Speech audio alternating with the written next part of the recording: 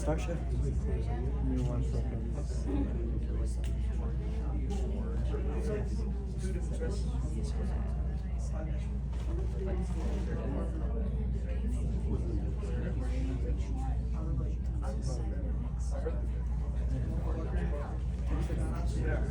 Texas the Chef.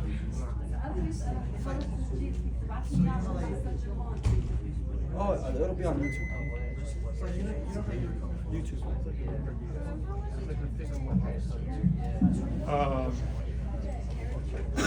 So you could expand like a little bit on the closure of Muhammedﷺ, because I got one complaint already. Why are we doing this without closing off post office? You good to go?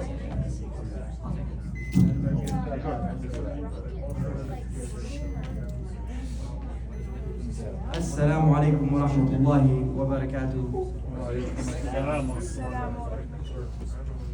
Welcome everybody to our first Friday session of the Seerah an-Nabawiyyah. Of course, we start off with the praise of Allah. Inna alhamdulillah, nahmaduhu wa nasta'inuhu wa nastaghfiruh. Wa na'udhu billahi min shururi anfusina wa min sayyiati a'malina. Man yahdihillahu fala mudilla lahu.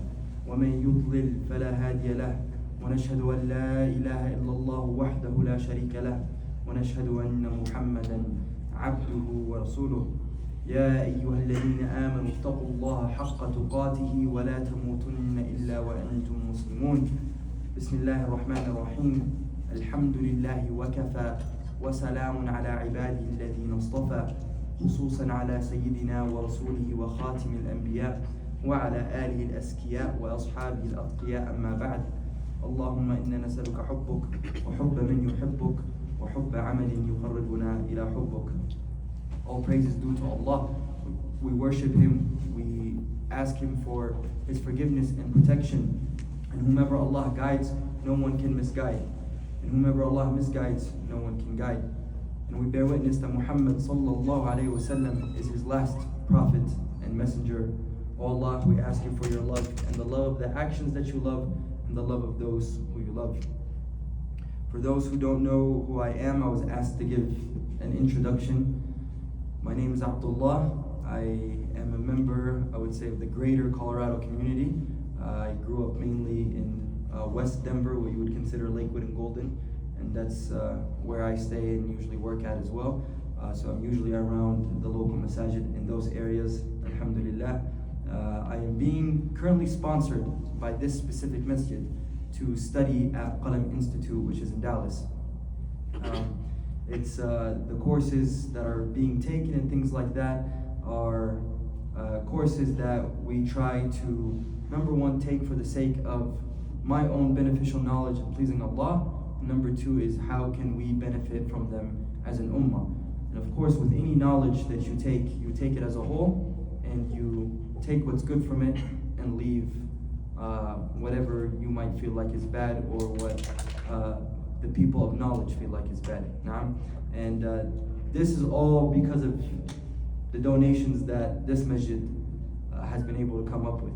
To be able to, provide for me to study and to learn, alhamdulillah, is a blessing, alhamdulillah, that not many people get to have. So that's the first and foremost thing is, shukru lillah, but also my thankfulness also goes out to each and every single person in this community who has contributed for me to be even able to study and learn some knowledge. And last year we started off literally around the same time this year, but last year we started off covering Ayyuha al-Walad. We talked about Tazkiyah, which was a book written by Imam al-Ghazali.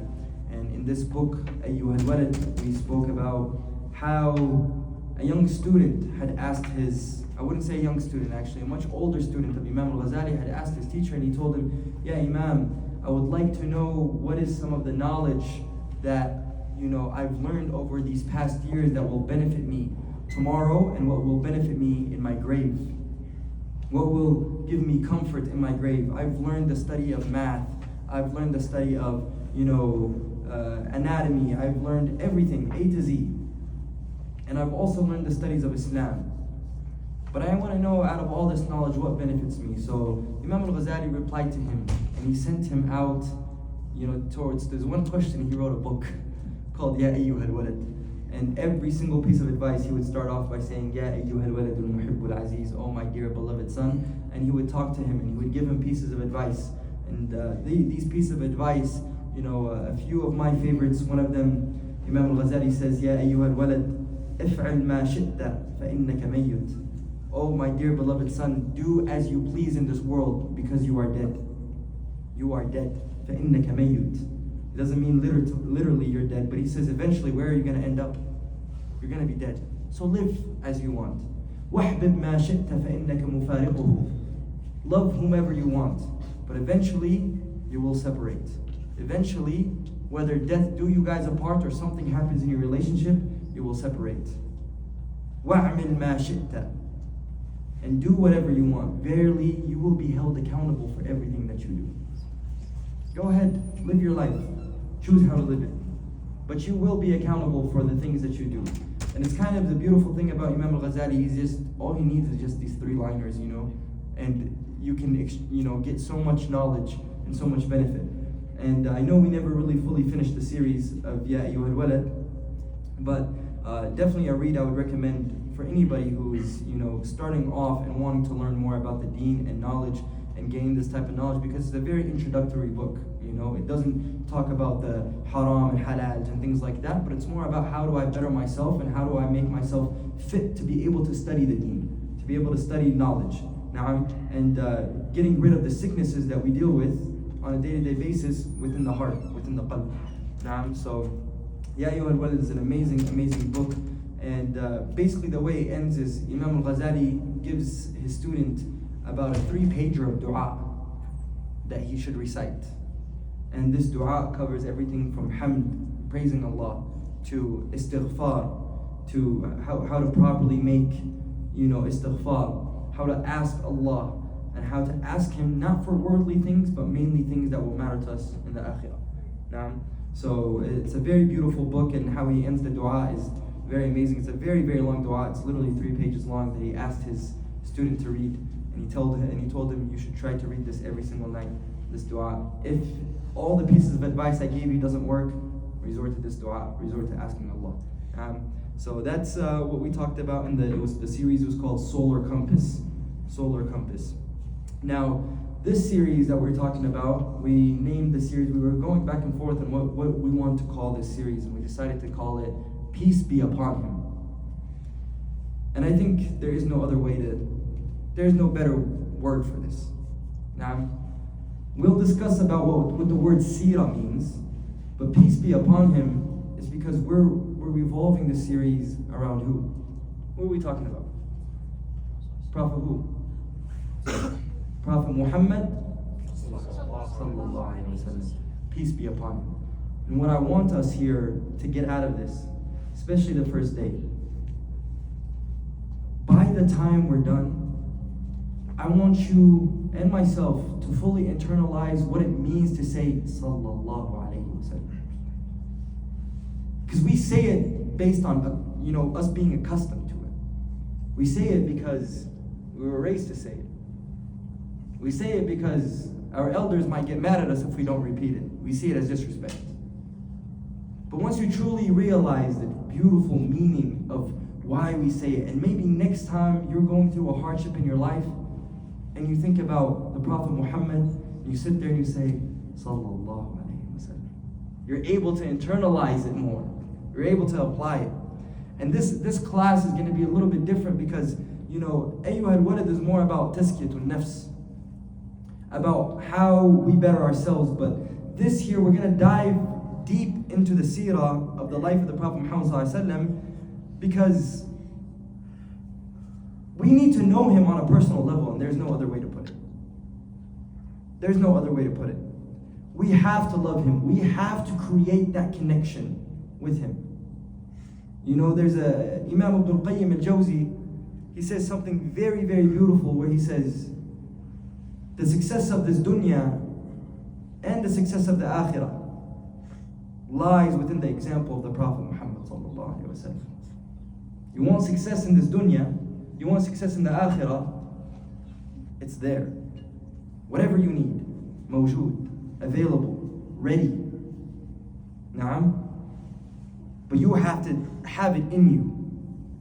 So simply when we study the seerah, many books that you read, a lot of the times they like to start from his birth. And many of us think that when we study the seerah, that is his birth. It starts from when he was born. But who can tell me what the word seerah actually means? Who can give it a shot? Yes. Does it mean story? Story. It means coming to it from a story perspective, but in Arabic, when I say, for example, let's say me and Saad are talking, and I bring up somebody's name. I bring up somebody's name while me and him are talking. What we just did is, what we say is, we mentioned him. We brought up his seerah. That's just simply mentioning, the basic level meaning. But as the ulama like to describe this, and what Imam Ibn al-Qayyim al-Jawzi mentions, he says, مجموع ما ورد لنا من وقائع حياة النبي صلى الله عليه وسلم. Everything that has came to us and related to us about the occurrences of the life of the Prophet Muhammad صلى الله عليه وسلم. وصفاته, and his characteristics. وأخلاقه, and his mannerism. وخلقه, and how his creation, what he looked like. نعم. مضاف إليه غزواته صلى الله عليه وسلم. And then his life and trials and experiences in life. So, seerah classes, to many of us, at least especially for me when I was younger, when I would hear, Masjid Abu Bakr has a seerah class, or whatever, right? We'd go attend, and this is not the fault of the imam who's giving the class. It's us who's receiving the knowledge. We treat it as a story. We treat it as a novel. That's what we internalize, a fairy tale. A Star Wars fairy tale. A very long time ago in a land very far away. It's what when I was younger, that's how I used to look at it. We're talking about a man who lived 1400 years ago in a place far away from here. That's how we treat it. And many of us do treat it this way. And it ends up being a story that creates no connection. Okay, he was born on this date, this happened on this date, then, on the year he was born, this and this happened, and that's that. Wassalamu alaikum, good night, we'll see you next week, and we'll continue on with the timeline. But how do I internalize that? How do I take that in, and how do I apply it to my daily life? And not my daily life as somebody who's 24, but also a daily life of somebody who's 10, 11, 12, 13 years old. And a daily life of somebody who's 40, 50, 60, 70 years old. How do we internalize that? So what can I take home from this? What can I take home from learning the seerah of the Prophet Muhammad? Number one thing is, why do we study the seerah? I want to hear from you guys. Talk to me. Why do you guys want to? Well, there's a reason everybody's here. Now, you can be honest. You can say, Abdullah, you peer pressured me. You texted me and you said you have to come. I might have done that to some of you. Right? But some of you can tell me, I'm here because my dad made me come. I'm not gonna lie, I can't go anywhere. And some of you say, no, I'm actually curious. I want to build a connection. So I want to hear from you guys. Why do we study the seerah? Why are we here today? Caleb. In order to understand how to apply the laws of Allah in our own lives. Okay, what does that have to do with the seerah? The laws of Allah, I can get them from the Quran. Because the Prophet Muhammad, that's what I'm looking for. Alayhi salatu salam. He applied it in his own life. Now, because the Prophet Muhammad applied these laws in his own life, so therefore by studying his life, we can learn when to and how to apply these laws in our own life. I feel like once I learn, once I gain a personal connection with Prophet Muhammad ﷺ, I feel like inshallah by the end of the series I will be a better Muslim. Allahu Akbar, mashallah, tabarak rahman.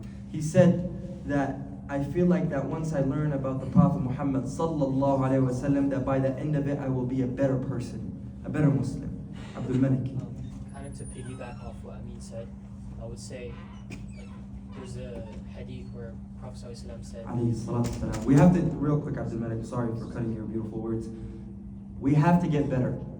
You know, when I was in Dallas, I forget which specific masjid it was, but the Imam was talking about every time he mentioned the Prophet Muhammad ﷺ, it's like a roar inside the masjid. Alayhi salatu wasalam. Sallallahu alayhi wa sallam. Bring it up. You don't need to scream it. And if you're the type of person who say, you're doing too much, man. I'm gonna keep it in my heart. That's completely fine. You know? But you know, a lot of the times, at least for me, when Salatul Jum'ah and I'm listening to the Imam and he says it and I forget to say it, but the person next to me said it out loud, it reminds me to repeat it. It reminds me to say, oh, wait, I can't be a lazy person here. Right? And I can go into the hadith that talk about why we do need to be saying it and why the Prophet Muhammad ﷺ, you know, told us to say it. So it's just something to keep in mind. Yes, Abdul Malik, sorry about that.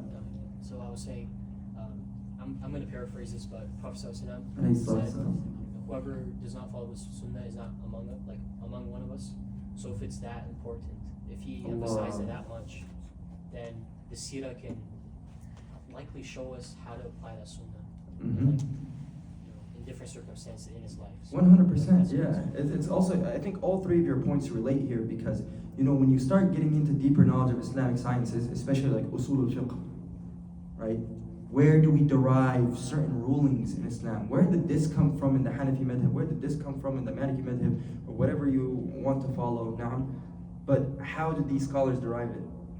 And the first place they look at is Quran and then Sunnah. The first place. Right? Islamic, what's the word? I always mess up the word. Jurisprudence. It's a big word for me. Right? So when we learn about these, where do we derive it? How do we get it? Where was it implemented? In what cases were it implemented? For example, we look out for the one who drinks. The one who drinks alcohol. There was different types of punishments carried out by the Prophet Muhammad ﷺ to the one who drinks alcohol throughout the seerah. One man who was caught drinking by multiple witnesses, all they did to him was he simply was tied down in a corner of the masjid till he sobered up, and that was it. You're free to go. Another man was tied up, but also received a couple of physical punishments with it. And so on and so forth.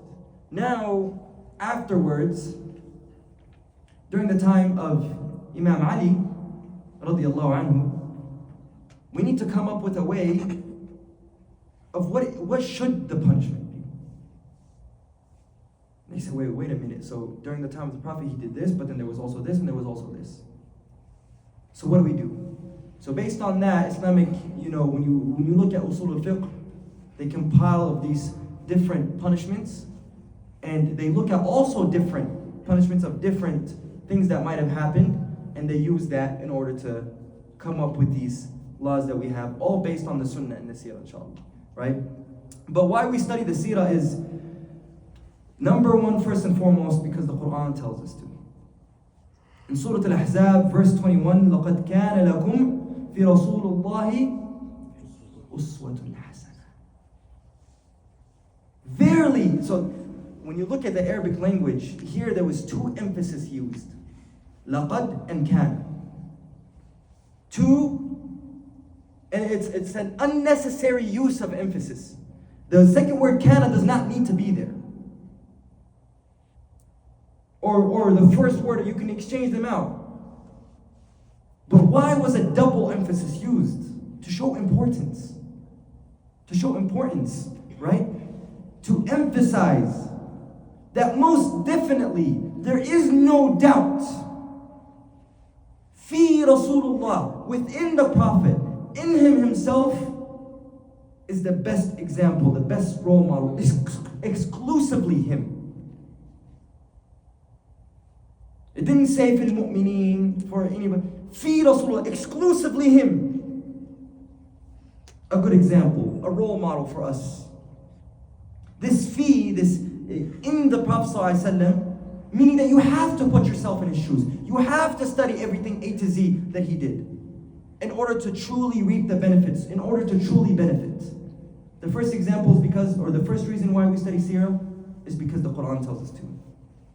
The second reason and one of the most important reasons why we study seerah is because we need to apply this to our daily lives. We need guidance. We talk about solar compass, this is the compass. We need that guidance. Now, like we talked about, how did he do certain things so I can become a better Muslim? And once you truly realize and understand that he was the best human being to ever walk on this earth, then you can say, okay, what got him there? Like I said, we treat the seerah many times like it's a novel, like it's a Marvel story. Spider-Man, Superman. I can never be like him. But then you look into his seerah and you say, man, we're so in common. You know, maybe if you lost a mother at a young age and you were raised an orphan, he went through that. Maybe if you had to struggle and lose a child, he went through that. If you lost a close friend, he lost many Sahaba that were very close to him. Alayhi salatu wasalam. Now, you start to realize that, wait a minute, why do I treat this like a superhero? I'll never reach his level, but you realize that there's so much in common. That he's not some fairy tale robot that was able to endure all of this. But rather, that there is a connection. Especially with people who, especially when they start learning the deen, or if they're reverts and converts, they have they take in all this knowledge all at once. And it's very hard to connect, And I remember Brother Caleb, when he first accepted Islam, I remember telling him something. I said, you have a connection to all the Sahaba, especially the big names of Sahaba, that us who were born Muslim don't have. What's that connection that I told you, Caleb? They came to Islam. They found Islam, right? I was born into Islam. You found Islam. Who else found Islam? The Sahaba came and found Islam. Many of them were not born into Islam. That's a connection he has that I can't share. But how would we learn that? Through the seerah. How do we get there? Through the seerah. Naam? So that's just something that we have to kind of stop superheroizing the Prophet Muhammad and putting this fantasy in our head and getting comfortable with the idea that it's just a story, like he's from a different planet. But rather, you have to sit there and say, I gotta get connected. How do I get connected? How did he deal with happiness? How did he deal with moments of loss? How did he deal with the L's and the W's of life? And how can I deal with those based on how he did it? Now, the third reason is removal of doubts. Doubts placed by social media, doubts placed by people who literally study the religion simply to make us doubt ourselves. When somebody comes to you and says, your prophet doesn't know how to read or write. How you going, Quran, and he doesn't even know how to read or write. What do you say to that? How would you be able to combat that? Now, so studying the seerah removes so many doubts when you have people that come and says, oh, you guys are polygamous and this and that, and you guys go in and he married 9 wives. Well, did you know for the first 53 years of his life, he was one of the very few men in Quraysh, in Mecca, that had only 1 wife. Until he was 53 years old.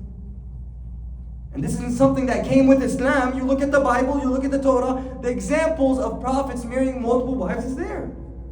Not just in our books.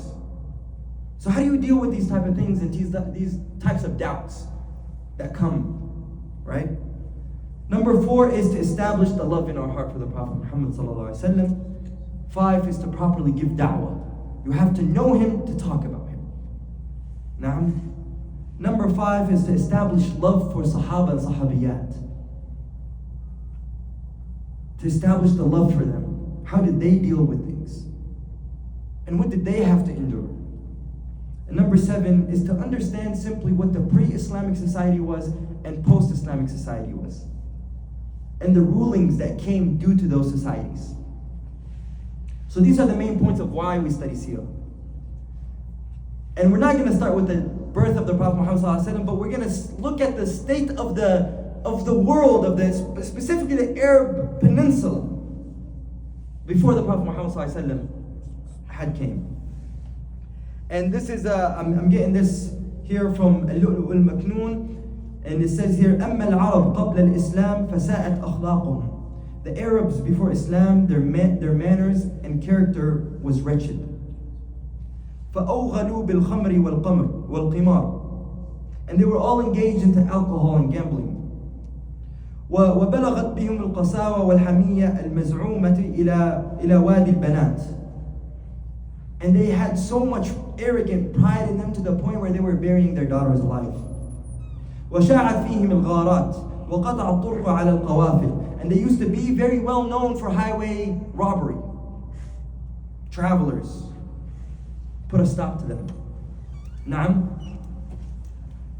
فكانت تورث كما يورث المتاع أو الدابة وسقطت منزلة المرأة فكانت تورث كما يورث المتاع أو الدابة. That women in the pre-Islamic society had no value to them, as if they were traded like animals and livestock. And it was permissible for a man to marry whomever he wants and do whatever he wants during those times. So the Arabs before Islam, their manners were wretched, and they were engaged in alcohol and gambling. You guys need to understand how deeply rooted alcohol and gambling was in their society, especially alcohol. The books of history say that they had over 100 names for alcohol. 100 different types of names for alcohol. And this is what intrigues me, is when a lot of people say, I can't relate to the time of the Prophet ﷺ. You're telling me about something that happened 1400 years ago. Look at their society and our society. Race was worse. It might as well be. We see the billboards here of, and every Super Bowl ad and this and that, but like this, that, astaghfirullah, it's all alcohol. They had 100 different types of names for alcohol. Does that sound familiar? Right? Gambling, a big part of society. They saw you to be somebody abnormal who wasn't normal, a part of society. You didn't fit in if you didn't gamble. DraftKings Sportsbook, this, that, fantasy football, I bet you this, I bet you that, race for pink slips, It's all a part of their society. And imagine what the issues came out of that. One, it's very addictive in nature. But the issue is, imagine you walking down the street and you were gambling the night before in Quraysh. Next morning, homeboy's walking out with your camel.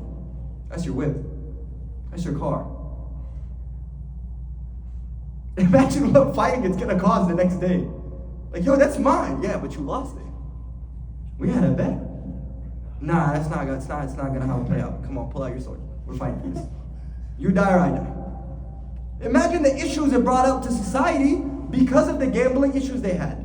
Now, riba was very extremely deep-rooted in their society as well, especially amongst the Yahud of the Arabic Peninsula. Interest. When you look today, it's like you almost can't live in this country without it. May Allah protect us. It's very deeply rooted, right? And the oppression and the oppressive nature of interest. Again, and the Arabs as well themselves, they were very hard-headed. It got to the point where that their pride has led them to believe that having a daughter was shameful. And of course, this wasn't rampant throughout the entire society, because society still had to continue. But it led them to believe that having a daughter was shameful. So they would bury their daughters alive. And they would raid each other. They would fight each other. It was tribalism. There was no law, no code of conduct, no common law of the land. And we think we have common law of the land today, but if you look at what's happening in Gaza, there is no common law. You look at the International Court of Justice and what's going on, nobody's abiding by that. We have common law, it's written, there's code, but is anybody abiding by that? Quraysh back then had no common law. In the Arabic Peninsula, there wasn't such a thing. Whoever had the most power and whoever was stronger was the one who was able to rule. Right? And they also made random foods halal amongst them and random foods haram amongst them. They decided what's halal and what's haram. And it was permissible for men to marry without any limit. Right? And you see, tribalism here is a big issue during the Arabic Peninsula, because when you have tribalism, it's a disease, it separates us. And then Islam comes and literally put that all out. that, hey, this does not fly. We can't deal with this. It's not about what your blood is. It's not about your origin. It's not about what your father built or your great-great-grandfather built. Yes, it plays a role, and we'll see it will play a role in the life of the Prophet Muhammad, right? But that's not what it's about. And the number one issue that I want to talk about that was very common during that time is the issue of zina. Very widespread. And the fact that it was normal. There's a hadith in Bukhari where Aisha radiallahu anha speaks about zina. More specifically, she speaks about the different types of marriages that would happen in the Jahiliyyah, the pre-Islamic era. And I'm not going to go through all of these. If you want it, it's mentioned in Sahih al-Bukhari, and Aisha is the one who narrates it. And she mentions mainly the fourth nikah here, and she says, وَنِكَاحُ الرَّابِعِ يَجْتَمِعَ النَّاسُ كَثِيرًا فَيَدْخُلُونَ عَلَى الْمَرْأَةِ. She says that people, a group of men, and sorry for my vulgar, I'll try to keep it high level, but a group of men would walk in to a woman's house, and she would allow them to do whatever they liked. And these homes, وهن البغايا ينصبن على أبوابهم رايات تكون علامة. And they'll put on their doors kind of like a flag or a mark to let them know that this is a house that you could do these sort of things in. Right? فَمَنْ أَرَادَهُنَّ دَخَلَ عَلَيْهِنَّ. And whoever wanted to enter was permissible and free to enter. This was the time of Jahiliyyah.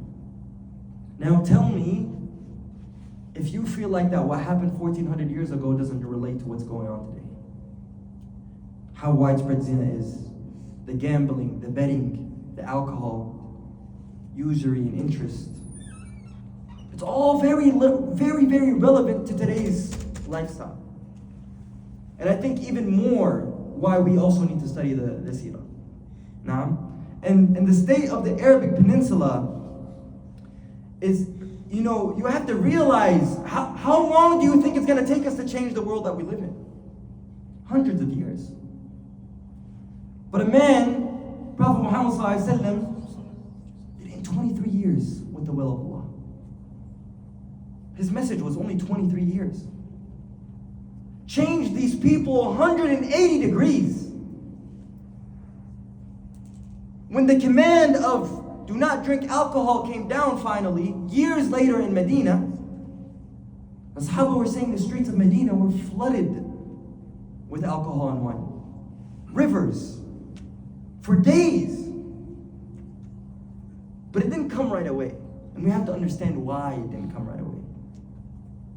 And this is a very beautiful thing that I would say would be a very important way to teach younger kids, raising younger kids, and also giving da'wah, is that you can't jump in right away to haram and halal. Because when you look at the Quran, the Meccan phase and the Madani phase, that's not what it came down with.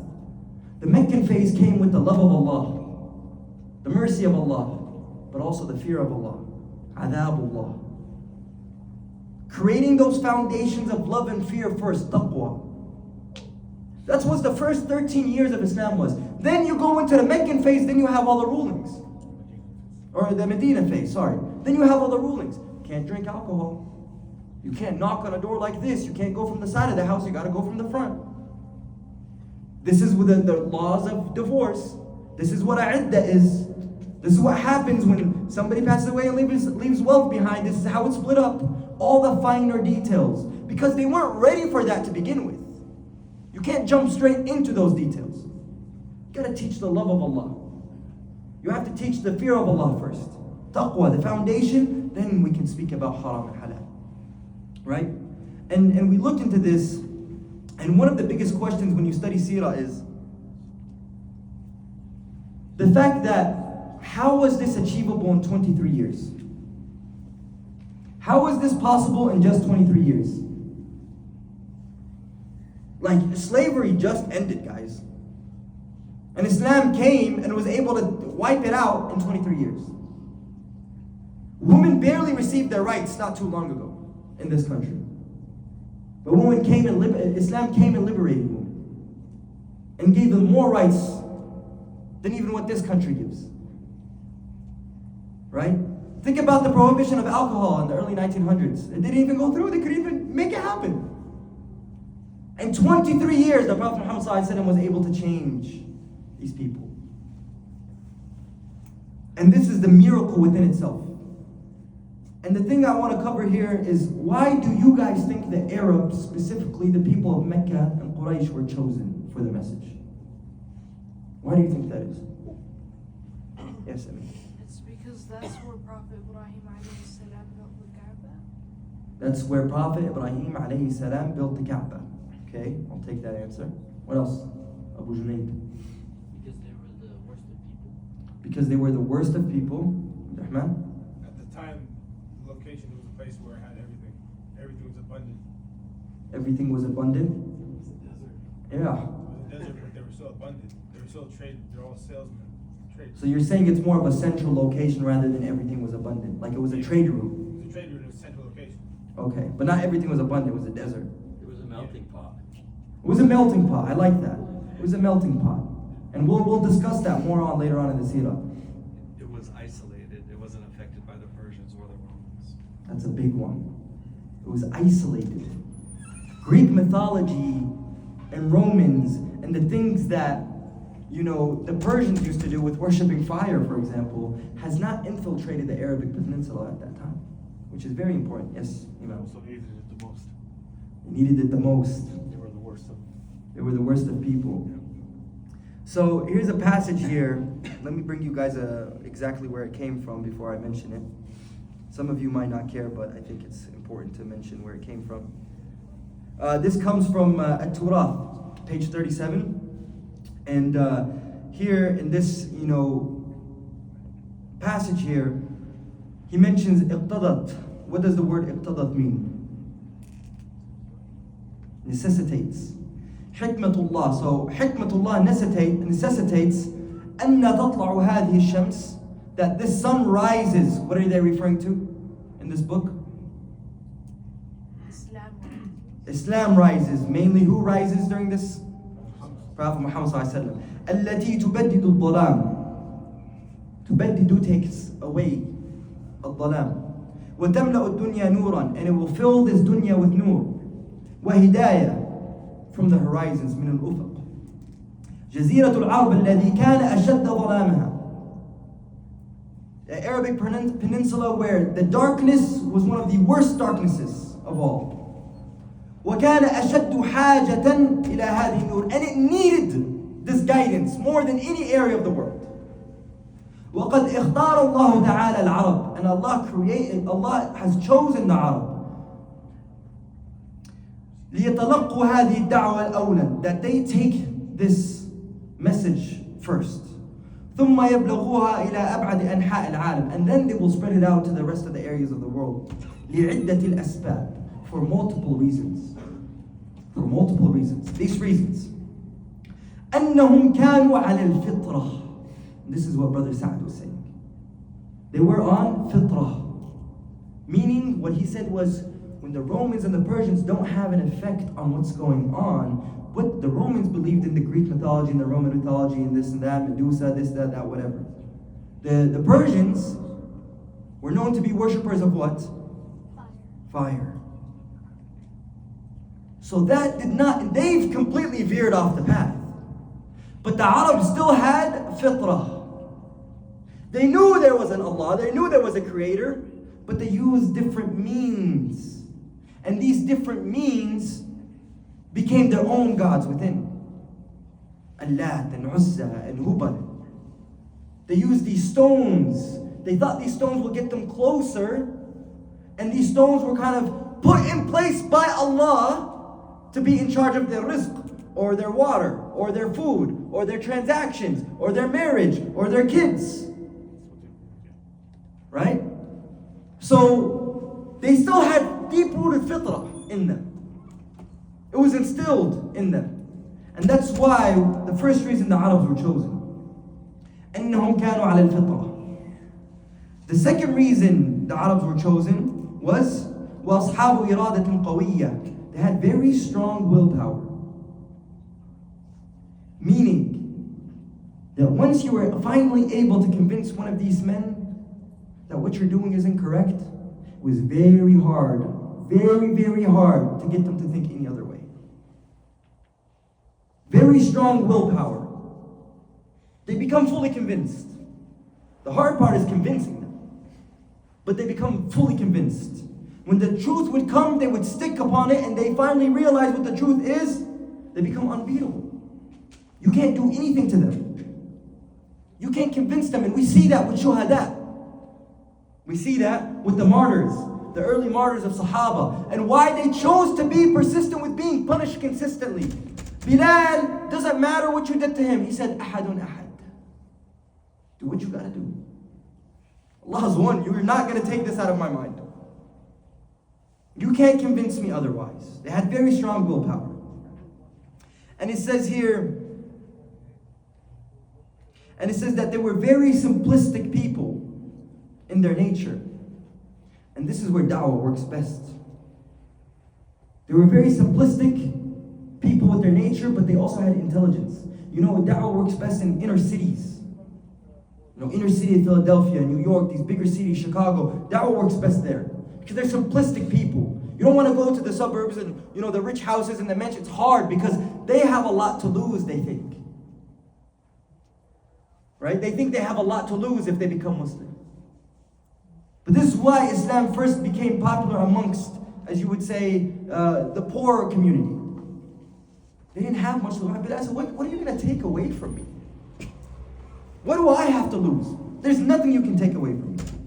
And the Arabs were not accustomed to luxury. Many of them lived a very simplistic life. They lived in the desert. They weren't accustomed to the luxuries of having water on tap right away. For a long time, Zamzam was even lost in the Arabic Peninsula for hundreds of years. They had no idea where Zamzam went until it got buried during a war. So even water became hard to find. And another one of them is that they are Ashab al-Sidq. That their word meant everything to them. When an Arab gives you a word, khalas, done deal, I can't go back on that. And that was very important during the time of Prophet Muhammad. I pledged, I believe, I will protect, can't go back. It played a big role. And another thing is that the Arabs at the time were very well fit because of the nature of the desert. They were very well fit. They were good at squabbling. They were good at fighting. You know, you need those people. Khalid ibn Walid, the Umar ibn Khattabs. You need those people, right? They were very good and fit to be able to take on the challenges that were to come. But it had to come, the change had to come from within, and it had to come from someone who was pure. And it had to come from someone who came from pure lineage, who was the Prophet Muhammad. And that's where I'll leave off here, and next week we'll pick up and we'll talk about the lineage of the Prophet Muhammad. And just a real quick thing that I want to mention here. The Prophet Muhammad, he mentions that وَلَمْ يَزِلْ, or أن النبي صلى الله عليه وسلم قال خُرِجْتُ مِن نِكَاحٍ. I was born through nikah, which means an Islamic proper, not Islamic, but a proper marriage. I came from nikah. وَلَمْ أُخْرِجْ مِن سِفَاحٍ, and I didn't come from any other thing. I came from halal means. مِن لُدْنِ آدَمْ إِلَى أَنْ وَلَدَنِي أَبِي وَأُمِّي. From the time of Adam, you trace me all the way back to my father and mother. There was nowhere in my lineage that had any indecency. لم يصبني من سفاح الجاهلية شيئا. And during the time of Jahiliyyah, I never indulged. Neither did my family indulge in these things, my direct lineage, indulge in the things that weren't correct, that weren't proper, that didn't make sense during the times of Jahiliyyah. And this is the pure lineage of the Prophet Muhammad ﷺ, and that's where we'll pick up, inshallah, not next week, sorry, the week after that, the following week. So we'll be looking at not September 13th, September 27th, inshallah. That's where we'll pick up every other week, bi'idhnillah. Now let's open it up to questions, comments, concerns. I've got first version. Well, it's not time yet. Okay. There's a minute left. A minute left till Aisha. Yes, Abdul Malik? I was going to say, from what you've learned, Naqalam, and all your readings, what do you think is the most important? Like if for example, what you told us, if you can say in like 2 sentences, why were the Arabs chosen? What is that X factor? Like one thing, or two things. I think that's a tough one.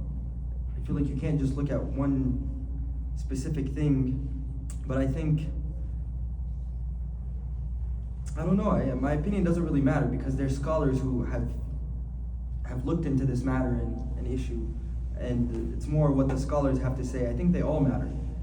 Starting from the fact that they were on fitrah, to the point that they had good willpower, to the point that they were people of, you know, they kept their word. I think it all played a role because they all have effectiveness, you know. I think they all matter. Yes, Kinan, you had a question. Yeah. In the beginning, what was point 7 again? I didn't get to write it down. Point 7 of why we study Seerah? Yeah, we said appreciate Sahaba was 6, and then 7 was what? Understand Islamic society and why was the rulings brought upon the land and society. Why specific rulings happen. And we get that through Seerah. Yes? So, like me and you both know, the Sunnah is so important in our religion. It's kind of the foundation and the main pillar. Why do you think, like, today's society, it's almost seen as like an if and no, like 50-50. I don't have to follow it. Me and you know what I mean? Yeah. Especially in our generation, a lot of things are no longer upheld. It's always like a joke. You It's know, just a sunnah that I don't have to do that. It's just a sunnah. It's a sunnah. I think that's what separates us from Sahaba. That's what separates us from the greatest generation. Is the fact that during the time of Ali radiallahu anhu, a man came up to Ali radiallahu anhu and he says, "Ya Imam, how come during the time of Abu Bakr and Umar I was alive? The fitna wasn't, you know, it wasn't around much. But during your time, Ali, we got issues. The Ummah got issues. Why is that?" And Ali radiallahu anhu responded to him, he said, because during the time of Umar and Abu Bakr, there was men like me who didn't ask these type of questions. And during my time, we got men like you asking these type of questions. You know, as Sheikh Muhammedﷺ says that the Sahaba did sunnah because it was sunnah. We don't do sunnah, we don't pray our sunnah prayers, and we don't follow the sunnah simply because it is sunnah. Get what I'm saying here? Yeah. They did sunnah because, oh, the Prophet ﷺ did it, I have to do it. He did it, I have to do it. Not where they make it fault on themselves, understand, but it's out of love, out of the want and need to get more ajr. And the fact that our Habib did it, so I want to dress like him, I want to walk like him, I want to talk like him, I want to act like him, right? But on the other hand, us is, I don't gotta pray Shafa Witr, it's sunnah. I don't gotta pray these 2 rak'ah, it's sunnah. Nah? So I think that's the biggest difference. Yes? How many reasons were for why the Quraysh was chosen? There's plenty of reasons, but the reasons that I mentioned here, the reasons that I mentioned here was just 6 reasons, right? That there were people on fitrah, very strong willpower was the second one. Yani when the truth came, they finally realized it. They were very hard to convince otherwise. 3, they were very simplistic people. Number 4 is that they weren't accustomed to luxury. Number 5, they were people of truthfulness, that their word meant everything to them. They weren't very accustomed to lying. Their truth meant a lot to them. Their word meant a lot to them. And number 6 was they were very good at fighting. These are just the 6 reasons I've kind of compiled from the passage of a Turath here. But the list, there's plenty of other reasons why we could mention it. But that's, yeah. Yes? One of the reasons could probably also be that they had great memory. They also, yeah. That was important for the preservation of the Quran. Naam, yeah. So great memory, and to go with that is their fluency in Arabic. They were very, they were advanced when it came down to the Arabic language. Nobody in the Arab Peninsula had it like Quraysh. They were very poetic, and they had the best of poets. You know how there's rap battles, 8 Mile, what's it, the movie's called 8 Mile or 9 Mile? 9 Mile is what we have, right? Parker, yeah. 8 Mile, right? So 8 Mile, right? The rap battles and stuff like that, Quraysh, like, they had their own version of 8 Mile, like, but it was poetry, you know? Like, it was a big deal. And that's why when the Quran came, they're like, yo, this is وَمَا بِقَوْلِ شَاعِرٍ قَلِيلًا مَا تَدَكْ. This is not the words of a poet. It was very different for them. We've never heard this before. They were very advanced. And the fact they had memory, they were able to look. The earlier Arabs and the earlier people, they were able just to look at a page or hear it once and khalas, I would say engraved. It's never leaving. So that's a very important point. Yes, Amr. Just one of the important reasons why Islam was founded or started in Quraysh in Mecca, what I heard or read is like there were some empires at that time, like Persian Empire, Roman Empire, also the Greek Empire, and other Eastern empires. And some people were discussing this as far as if Islam is started there, for example, like Egypt was the center of one of the Roman Empire colony, or Islam can start there, or even in Europe at the time, or the Roman Empire, or Persia, then Islam would have spread faster, and you get these people, powerful people become Muslim, then they can spread it faster. But the ulama said it's on the opposite. They would have rejected and fought Islam much stronger than in Mecca. And Allah subhanahu wa ta'ala, Which, it's surprisingly, they did fight when they were sent, when they did fight Islam. Nonetheless, Islam went to them. Rasulullah sent messengers to them to call them for Islam. No. But Islam started, like you said, the fitra people pure. They didn't have any written doctrine or constitutions or a strong government to fight Islam. It's just a group of people that are people, desert, Bedouin. And Islam started there, and also Allah subhanahu wa ta'ala wanted to show us that it doesn't matter how powerful you are or how strong you are, you might be worse than poor people or lower people. That's why Rasulullah Allah subhanahu wa ta'ala told him that to leave those rich people and make the dawah to the poor. And most people enter Islam were poor people, not low class or middle class. Yeah, So this is another, there's many reasons. There's many reasons. I was just kind of summarizing, but there's definitely is many reasons here, and we do have to, pray. So, inshallah, please, we can continue, inshallah, in 2 weeks, bi'idhnillah. And please, guys, I would love, mashallah, I would say at least half the crowd is younger guys, and I'd love to see that the young professional groups of the community. So invite your friends, get the ajr from them, invite your friends, bring them along, inshallah, and we can, grow this together, bi'idhnillah. Yes, one question from the sisters. There's a lot of young sisters here. You Alhamdulillah. might want to check if you have any questions as well. Yes, please. Any questions? Okay. Um, You can't see much, there's a lot of support. He knows you're here too. In that effort. No questions? Jazakumullah khair. Can I Barakallahu make a fikum. suggestion for the potluck though? Can we do a sign up genius that lists different items so we all bring different things and not dessert only? Sure, that would be a good idea. We'll set Yeah. that up. Inshallah, we'll definitely, that's actually a great idea. Yes. We'll definitely set that up, bi'idhnillah. Barakallahu lana wa lakum في القرآن والذكر الحكيم ونفعني وإياكم بالآيات والذكر الحكيم استغفر الله لي ولكم ولسائر المسلمين فاستغفروه إنه هو الغفور الرحيم. Who would like to make adhan?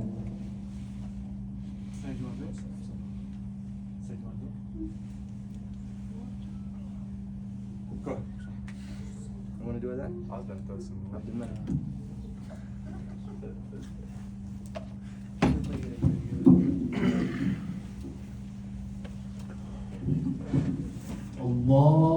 الله أكبر الله أكبر الله أكبر الله أكبر أشهد أن لا إله إلا الله